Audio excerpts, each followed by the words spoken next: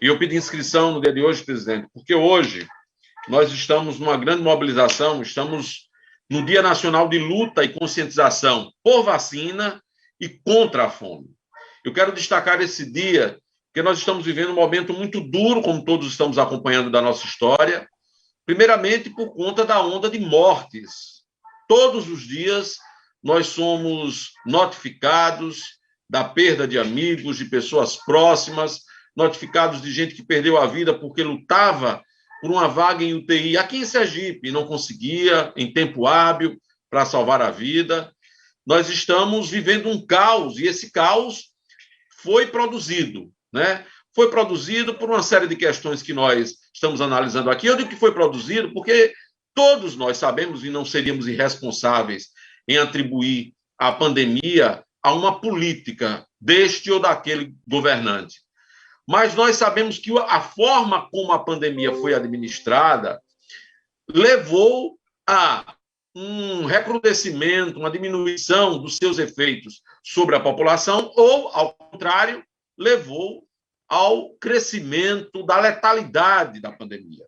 Lastimavelmente, todos nós sabemos aqui que no Brasil houve uma opção inicial por negação a todos os instrumentos que podiam ser preventivos e preparativos para a piora das consequências desta pandemia. Temos exemplos de outros países que viveram momentos duros também, no começo, sem muita experiência, né?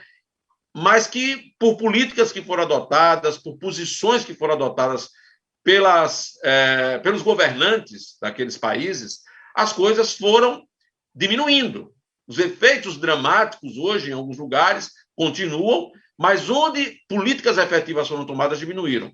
E uma delas, essencial, é o processo de vacinação, que no Brasil foi negligenciado. Nós temos agora uma política que busca correr atrás de um prejuízo, mas é claro que esse prejuízo já gerou dezenas, milhares de mortes entre o povo brasileiro. Então, hoje é Dia Nacional de Luta e de conscientização por vacina.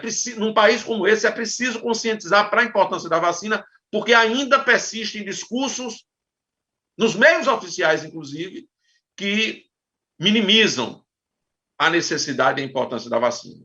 Mas hoje também é um dia de luta e de conscientização contra a fome.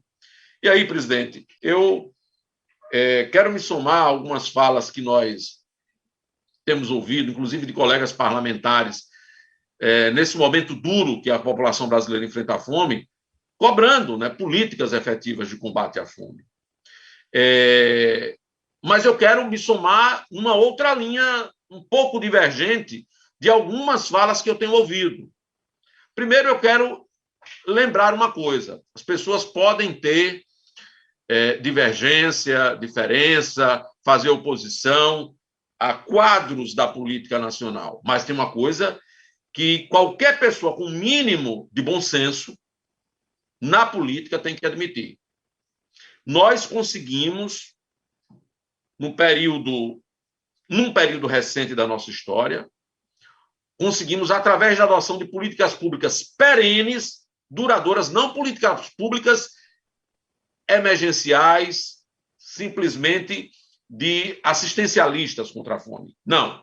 Elas, neste momento, são necessárias. Quero aqui me somar e acho que todas elas, nesse momento, precisam ser enaltecidas, enfatizadas, tanto aquelas medidas que buscam sanar a fome da população, que é grave nesse momento, tanto as medidas promovidas pelos órgãos oficiais, como aquelas que estão sendo promovidas por entidades da sociedade civil e por particulares individualmente. Elas são necessárias, mas acontece que estudos científicos promovidos pela ONU, por entidades que estudam a fome, já mostraram que essas medidas assistencialistas, imediatas, pontuais, que não são de caráter preventivo, mas para, digamos assim, enfrentar um momento de fome, elas não são suficientes para, por exemplo, impedir que o nosso país, que já volta a figurar no mapa mundial da fome, saia dele. E nós, presidente, o que eu ia dizer é o seguinte: nós não precisamos apoiar Lula, apoiar Dilma, apoiar o PT para aprender lições da política que foi estabelecida nesse país. E nós temos lições que devem ser aprendidas assim. Ninguém precisa inventar pólvora em relação ao enfrentamento à fome. Sabe por quê? Porque eu tenho 54 anos, já às vésperas de 55.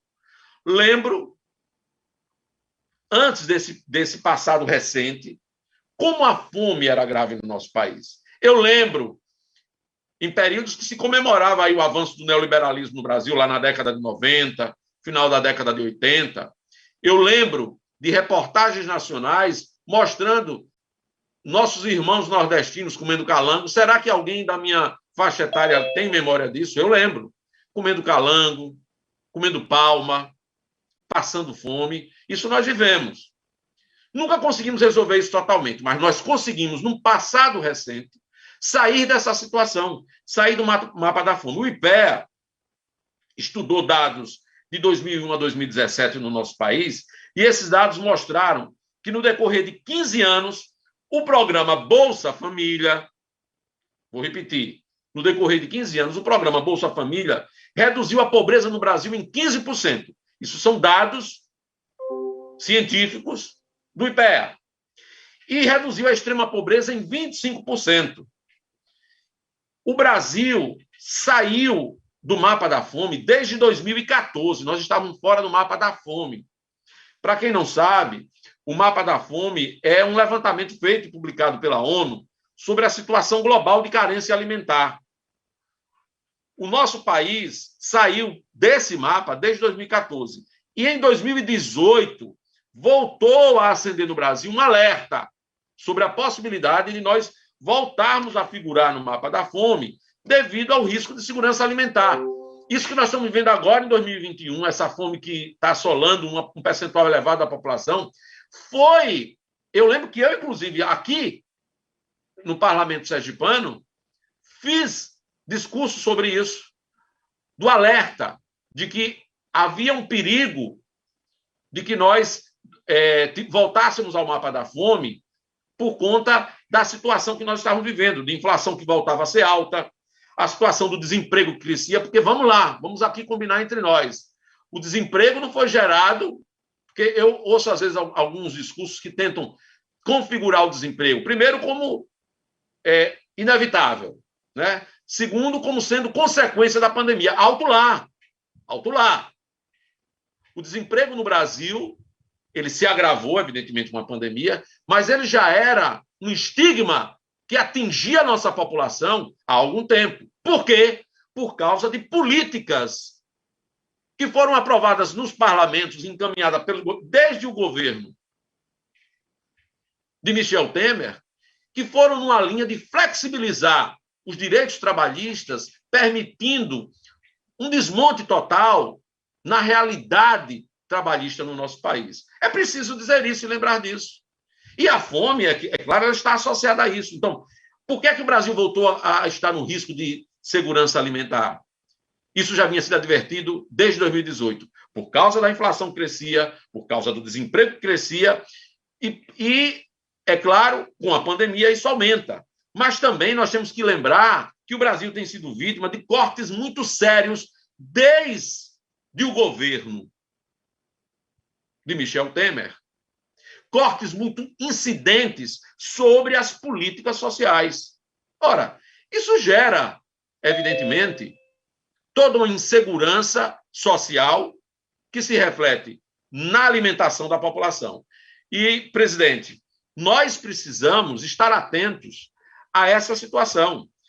O Brasil, antes da pandemia, já vivia, por falta de políticas públicas voltadas para o combate a essas medidas, e, pelo contrário, por causa de medidas encaminhadas pelos governos, em âmbito nacional, em âmbito estadual, que foram medidas nocivas à segurança social do nosso povo, votadas pelo parlamento, nós terminamos chegando a essa situação. Hoje é o dia que nós estamos chamando a atenção para esse combate, o combate à fome, mas eu queria, nesse dia, para concluir a minha fala, presidente, que eu vejo Vossa Excelência já um pouco agitada no microfone, mas eu queria pedir a gentileza de poder concluir, que nós temos um know-how que foi adquirido ao longo da nossa história para fazer o combate à fome.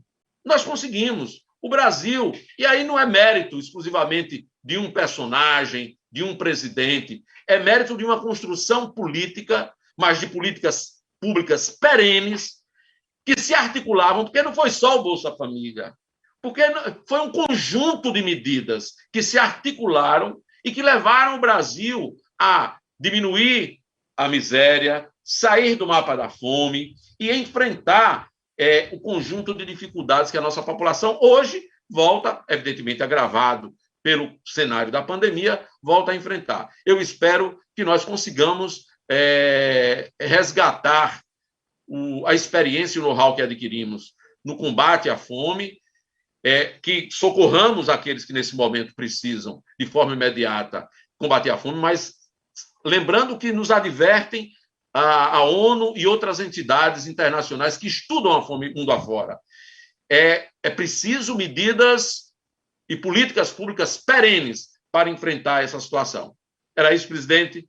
Sucesso a todos aqueles que torcem para que o Brasil seja um país justo e um país que tenha oportunidade para todos e todas. Muito obrigado, presidente.